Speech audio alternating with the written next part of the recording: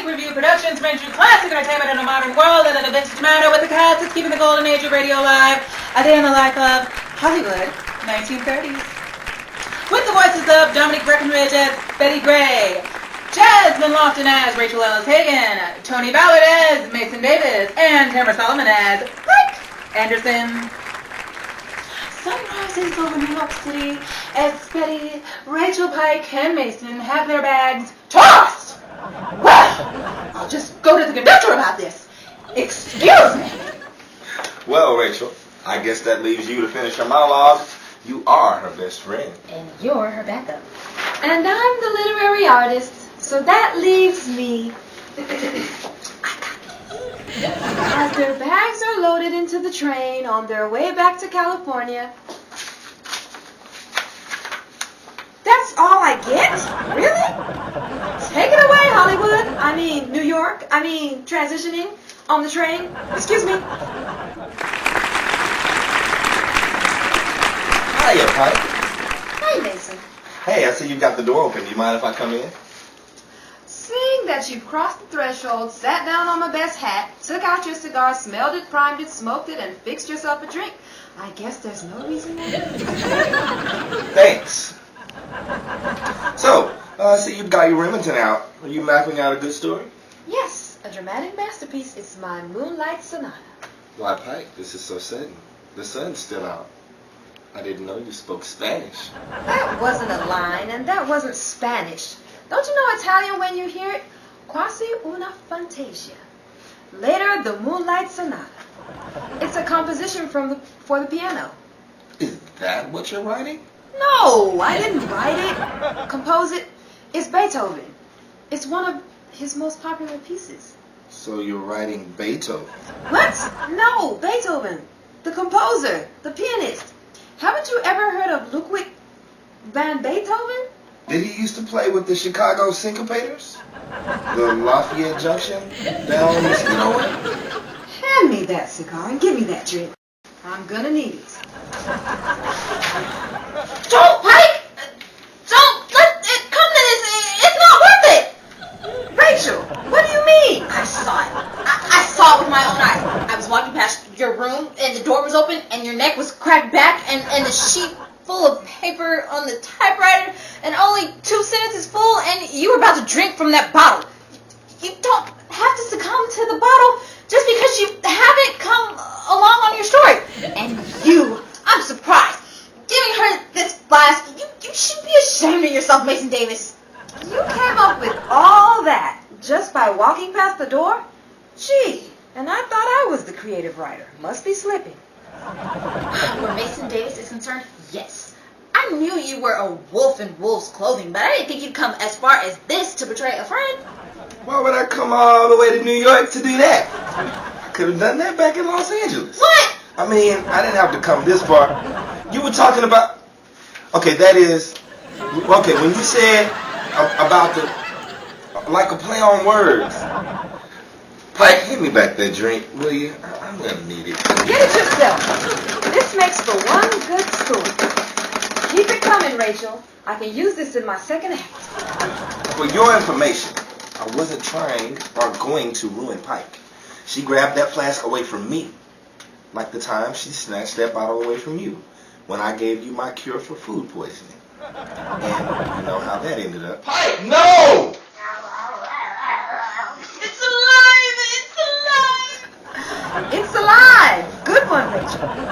Don't thank me. You were the one that turned green. Where's Betty? Last I saw her, she had the conductor strapped to the chair with his pocket watch and a dining cart to make him hear out her story. Hi, really? Don't print that. You're not writing a comedy. Oh, it's growing more tragic by the moment. Mind if I read what you've written so far? I am the script reader after all. Sure.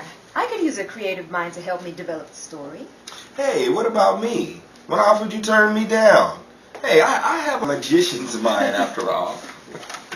Mason, it doesn't take a magician's mind to know that pouring salt into soda makes it fizzy. I saw Chaplin do it in a movie once. Oh, yeah? Well, it doesn't take a board to break to know a brick has just fallen on his head. Ow! Where did that brick come from? And now, ladies and gentlemen, we turn away from our normal charades to bring you a new part of our program where we highlight a classic cinema feature from the era that we're in, be it 1930s, 1940s, or 1950s. Much like the Lux Radio Theater, Screen Guild Theater, or Mercury Theater, just naming a few did, back in the golden age of radio. We'll start you off here in this episode in small doses, but as time goes by, don't be surprised to see a day in the life of Go Theater. Now for now, sit back and let us entertain you in the best way we know how, classically. Here's a scene from the 1939 film, The Women, screenplay by Jane Murfin and Anita Luce, based on the play by Claire Booth, directed by George Cukor, and originally starring Norma Shearer, Joan Crawford, and Rosalind Russell, performed tonight by our very own Betty Gray as Crystal Allen, Rachael Ellis Hagen as Sylvia Fowler, and Pike Anderson as Mary Haynes. Ladies. May I come in? Sit down, Sylvia. Oh, Mary, dear, you do know. Why don't you confide in me? Sylvia, will you please stay out of my affairs? No, I won't. If you think I'm going to stand by calmly and let you stick your head in the sand like some ostrich, you must be very mistaken. You positively are the only one in New York that doesn't know all about this.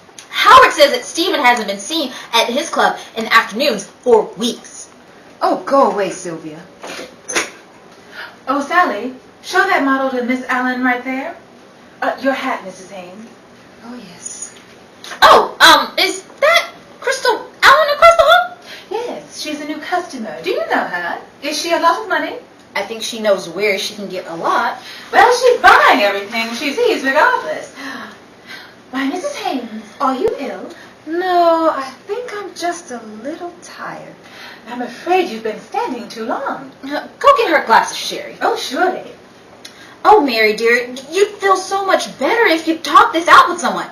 Stephen's an absolute worm spending money on a girl like that. Oh, shut up, Sylvia. Well, do you like being made ridiculous before all of your friends? Now, don't be a fool, Mary. Go in there.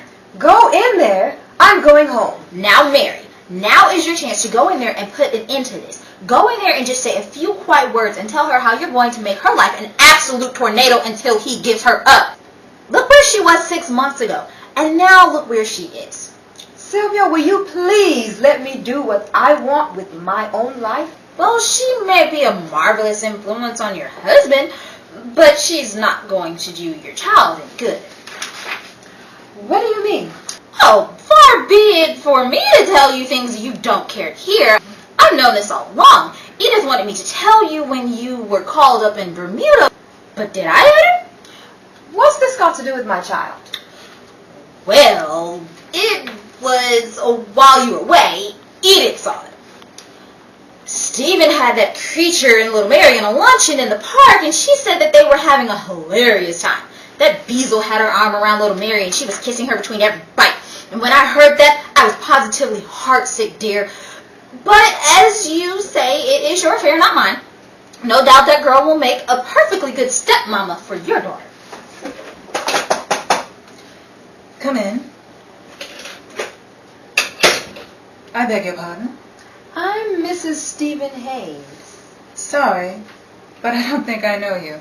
I believe it's my husband you know. Oh, so Stephen's told you. No, he's never mentioned you.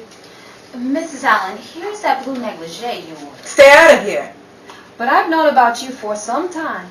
Well, that'll be news to Stephen. Personally, I'm glad you know.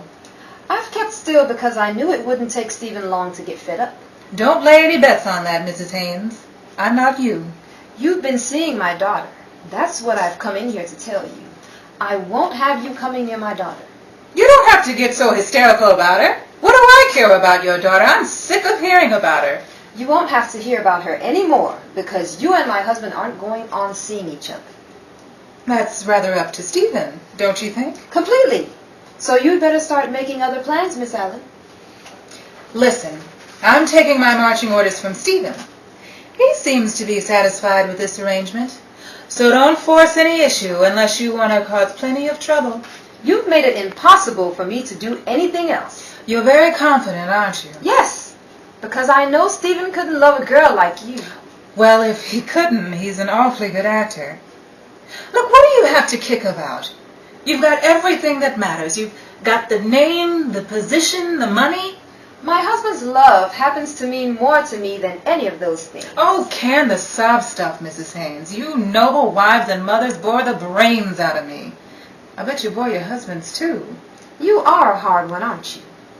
Well, I can be soft on the right occasion. Look, what did you expect me to do? Burst into tears and beg you to forgive me? Isn't that what you really came in here for, Mrs. Haynes? Not after seeing you.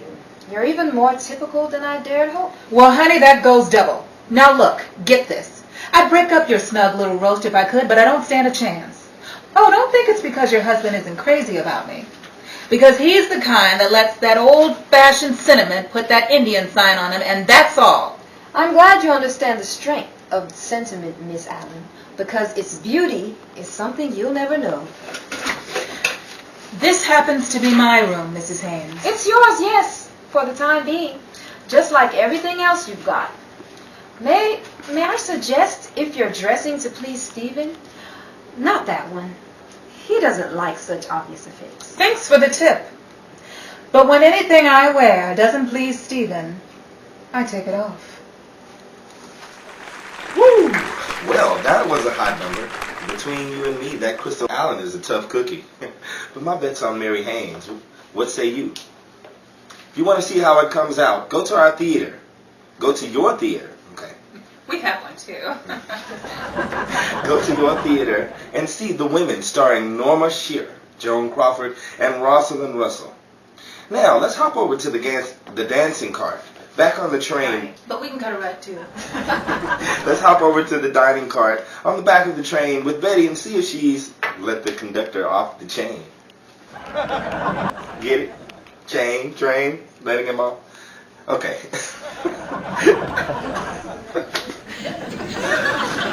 Okay. All right, kids. Let's go. Give me another one. Just like this one. Not you two, Betty. Don't order another drink. Drink? I wasn't ordering any drink. And I wasn't drinking any drink. Other than the drink I was drinking when I drank the coffee. What's all this with drinking about anyway? You mean you heard about that? News travels fast. I didn't have to. It came straight from the baker's mouth, and I didn't even know Rachael could cook. I could hear her all the way down the corridor in Anderson's room from the dining cart, and believe me, as loud as my mouth is and as small as my ears are, that's saying something. Because I gave that conductor a good piece of my mind. Well, don't let him take the last piece. Was that right? It wasn't an opening. It seems like I've heard that line before. Be glad I don't have my purse with me. You mean the one you carry around to hit people with? I don't carry it around to fry eggs. You'd be surprised what a cast iron skillet would do when somebody's making fresh. I'm sure they'd be surprised too. I've been on the other end of one of your skillets. It took me 8 months to learn how to write with my left hand. Hey, Betty, what is it? It's a telegram that came from me about signing a contract with the studio when we get back to Los Angeles. Really? Well, congratulations, Betty. That's great news. You know, we ought to get the gang together and let's celebrate. I fully plan to. That's why I asked the bartender to give me another one just like it.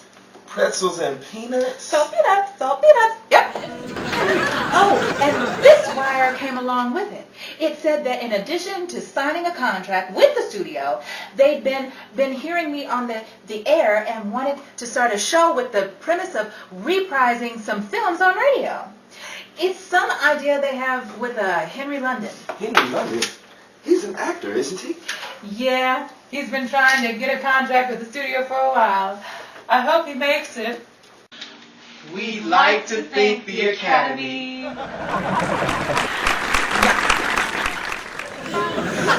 Now, ladies and gentlemen, we want to bring you just that. While Pike and Rachael finish reading over Pike's draft of her story, Betty Gray and I will bring you a scene from MGM's 1939 hit comedy Ernst Lubitsch, Ninotchka, written by Charles Brackett, Billy Wilder, and Walter Rice. starring Greta Garbo and Melvin Douglas. Nominated for 4 Academy Awards, including Best Actress, Best Screenplay, Best Original Story, and Best Picture of 1939. Ladies and gentlemen, Ninochka.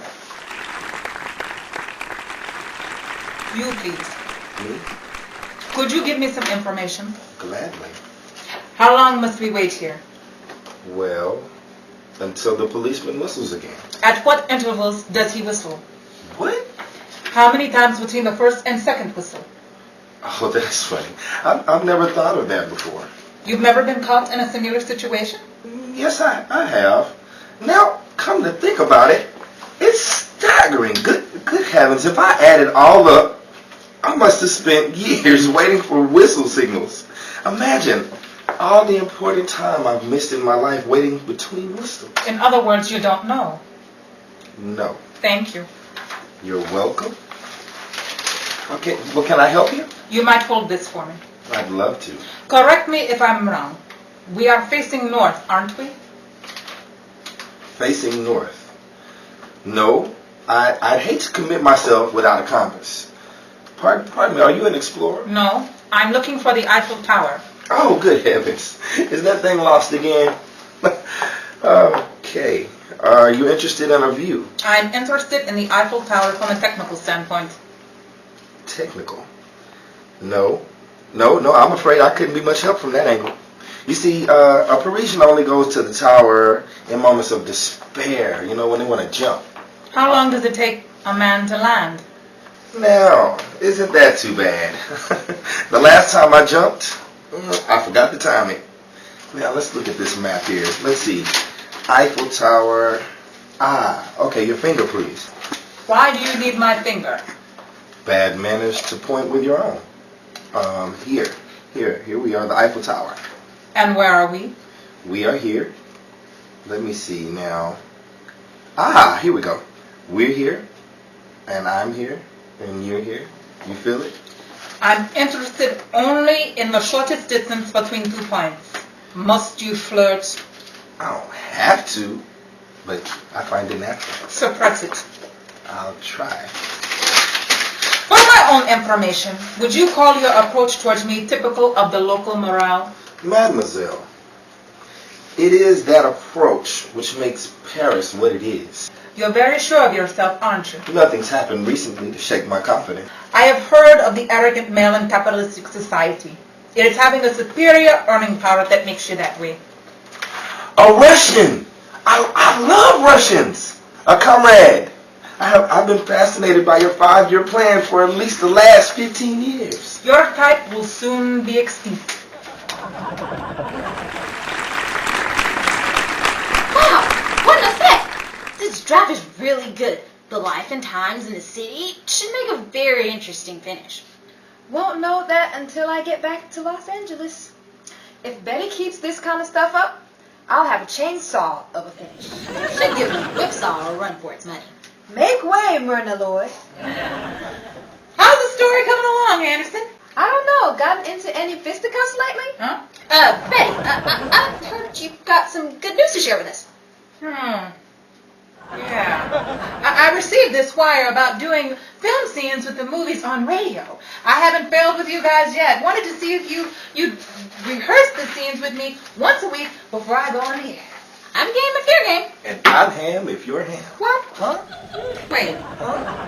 That's what I thought. Now, what say you, Anderson? What are you typing? You've been writing an awful lot lately every time I enter a room. I know we discussed writing publicity for the columns while I was on stage, but the production is over. But not the story. All this talk about books and films and such got me thinking, Betty, how's your book selling? Oh, out of the root and on a rocket. The checks have started coming in like a bad habit. One I'm not willing to break. You have a book out? Mm-hmm. With the things I've gone through to make it this far, finally conquered the theater and my soon-to-be signed contract with the studio when we get back via this wire, it was all I could do to put print on paper. I didn't know that. What's the title of the book? Hush. Hush? Sure, it's an anti-biography. The moments best left quiet.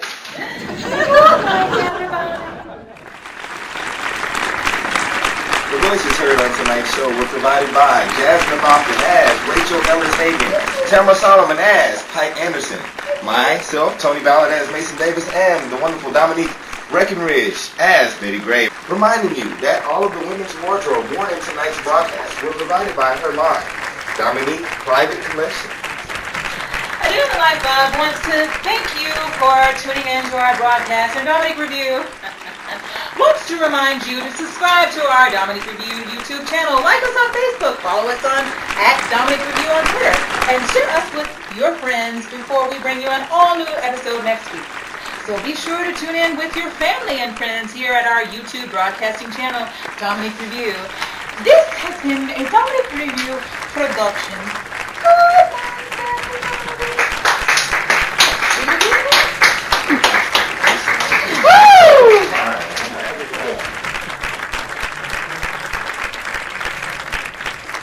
Don't you know Italian when you hear it? Quasi una fantastica. Oh, okay. Make yourself at home. Come on. This is so sudden. Is it? I didn't know why I can't find my line. Wait a minute.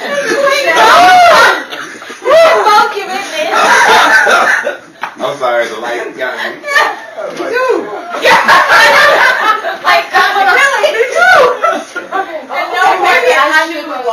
No, Beethoven, the producer. You know. Okay. Whoopsie. Okay. Haven't you ever heard of? Okay, I forgot how to say Ludwig. Ludwig. Oh yeah? Well, it doesn't take a board to break down a brick, you know, that is falling on its head. I have to do that line again because I don't even know what that meant. Oh yeah? Well, it doesn't take a board to break to know a brick has just fallen on its head. Oh, okay. Performed tonight by our very own Betty Gray as Crystal Allen, Rachael Ellis Hagan as Sylvia Flower. I'm sorry. Okay. Flower Fowler. Pick it up from perform tonight. Oh, wait, Sylvia. Well, there's been a problem with the props. It was supposed to this way. It was pushed too far back. I'm sorry. Excuse us. Okay. All right. I still can't get it to go that way. Yeah, because it goes a little bit, not this much. It goes that Oh, it way. goes that way. Yeah, we've had a discussion about this already. It goes that way. Yeah. Sorry. Okay, it's okay. Pick it up from go away. So here. Yeah. Okay. This should be played like I know something you don't know. Okay, I'm sorry. Let's do that one more time. I forgot we had to share. Okay. That's why I'm like looking around. Okay. Why is she on the script? Okay. You mean the one you carry around with hit people in it? Well, I got those connections. Me and George Raptor just like this. Okay. Wow, sure they'd be surprised too. I've been on the other one of those skillets. Took me 8 months to learn how to write with my left. Where's the phone? One more time. I'm sure that'd be Gray and I will bring you a scene from MGM's 1939 hit comedy, Ernst Lubitsch Nikochka, written by You had the Lubitsch. Ninachka. Okay. Ninachka. Written by Charles Brackett, Billy Wilder, and starring Walter Rice, and that is not what it says at all. The opposite. He wasn't in the film. No. He wrote it, so we're going to go back here. Ninochka. Goodness gracious. Ninachka. It's another language, so. Right. It's Russian. Ernst Lubitsch Ninochka. Ninochka. That's funny. I've never thought of that before. Oh, what? Let's just start from this. What? Okay. Let's just start from this. All right, here we go. What page are you on? Let's get it. Okay. No more takes. All right. Isn't that too bad? Let me see. The last time I jumped, I forgot to talk it. I forgot to time it. Let me see. Eiffel Tower. Let's see. Oh, okay. Your finger, please. Pick it up from the last. Yeah, we're going to have to do that one, buddy. Now, that isn't too? that? Yeah. Why do you To sneeze. I've heard of that arrogant male capitalistic society. Ninotchka. In men's clothing. One more time. Okay, sorry. A Russian. Okay, I love Russians, comrade. I've been fascinated. Okay. You are so surprised she is Russian now. Oh, Russian. Got it. Okay. So I'm just going to pick it up. Sucking. It's okay. No. It's the first time we're doing this. Don't go back. Okay. Should give whipsaw a run for its money. Myrna? Make way, Myrna Loy? Myrna. Myrna. Oh, okay. All right. Pick it up, should get ripped off. How's the story coming along, Anderson? I don't know. Gotten into... What? Gotten into any... Fisticuffs lately? Fisticuffs. Fisticuffs. Okay. What? Fisticuffs? You guys never seen it over? No. I do anything. All Oh, right. yeah. Oh, yeah. Okay. What? Fisticuffs? All right. Yeah, I Now, what say you, Anderson? Oh, crap. Can somebody do the typewriter? Anybody else got? No. Crap. Okay. I'll just... Never mind. That's okay. It's definitely not typewriter. It's a woodpecker. Okay. All right. Were provided by her line. Dominique. It's over there. All right. Can we just do this, reminding you one more time, and you guys do a circle. Okay. Reminding you that all of the women's wardrobe worn in tonight's shows were provided by her line. Let's do it one last time. Fine. This is the last time. And 5, 6, 7, 8. Dominique Breckenridge has really that all of the women's wardrobe tonight was provided by her. I can't get this out. I can't get this out. I do this every week. It's so easy. It's just that's what's making it because it's so Yeah, easy. it's so easy. It's difficult. Okay. Let's do it again. It's because it's at the end. It's It's right because it's at the end. It's at the end. It's almost done. All right. All right. And Dominique Breckenridge as Betty Gray.